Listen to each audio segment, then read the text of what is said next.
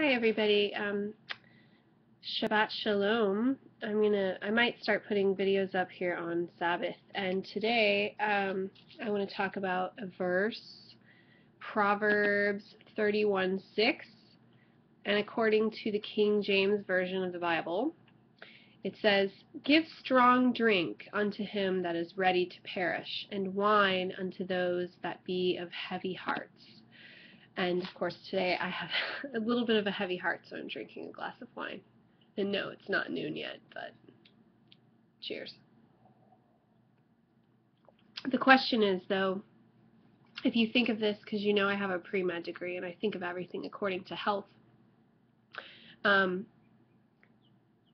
where does morphine come into that? You know, I've heard people that love mainstream medicine or that even don't like a lot of mainstream medicine say, oh, well, but thank goodness for painkillers. And when my mother was dying, they gave her morphine. And that morphine made it so that she couldn't swallow, she couldn't walk, she couldn't do so many things. She was in pain, and she deserved to have that pain alleviated, and I have no doubts about that in my mind. But some people, morphine doesn't work on them. And morphine also has side effects, like if the person actually makes it through, they may become addicted. And but if they don't make it through, it can make them stop breathing and can actually kill them. And of course, that's where Dr. Kevorkian comes in, and doctors like him who believe they're helping the person by giving them just a little bit of extra morphine to help them pass along, which I believe is murder. Of course, I think the cancer industry commits murder every day, so I'm an extremist, of course. But in Proverbs it says, give strong drink unto him who's ready to perish. And then I think about it physiologically. What if someone was allergic to morphine?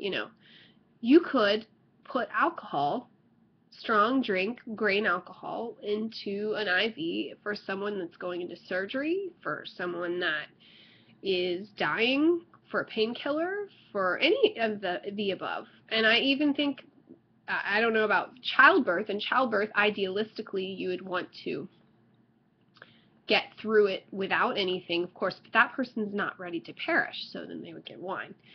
My midwife told me to drink wine when I was in the late stages of pregnancy. I couldn't bring myself to do it, but midwives tend to disagree with doctors. They say if you have one glass, it's not a big deal. And even Kate Hudson was drinking wine with her pregnancy in the later stages. But just think about it physiologically speaking. If someone is getting ready to die, why can't it be distilled grain, hard liquor?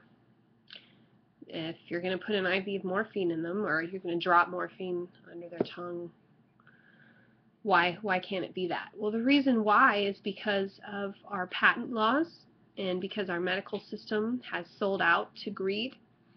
And you don't really patent alcohol. It's a pretty simple process. It can be made at home, much like marijuana that could possibly, according to a lot of studies, cure cancer. That can grow anywhere. It's a weed, so of course it's illegal. So I find that sad, as usual. Most things that have to do with the medical industry I find sad. But I just wanted to pose that thought to you. If you believe that the Bible is there to give us knowledge that increases our health, then just remember that Proverbs verse. And it also confuses me how so many women, Christian women, this is a little off subject, quote Proverbs, and they're like, I'm a Proverbs wife, because there's some verses in Proverbs. But they don't listen to the rest of the Old Testament. They're like, no, it was nailed to a cross or whatever, but yet they claim to be a Proverbs wife. It's a little bit, I don't know. So you either take it or leave it. But anyway, just wanted to pose that thought to you. Morphine, wine, or strong drink, what's appropriate? And maybe morphine is never necessary. And maybe it, and I do believe it's murder to give someone morphine to help them die. Although watching my mother die, it took a long time, and I understand why doctors do that, but they're so far down the rabbit hole of deception at that point that they probably issued the drugs that led to that person's death. So it's probably easier for the doctor as well to increase the person's death, the speed of their death. So today, with my heavy heart, I have wine. And luckily, I'm not ready to perish. And so until then, I will not have strong drink.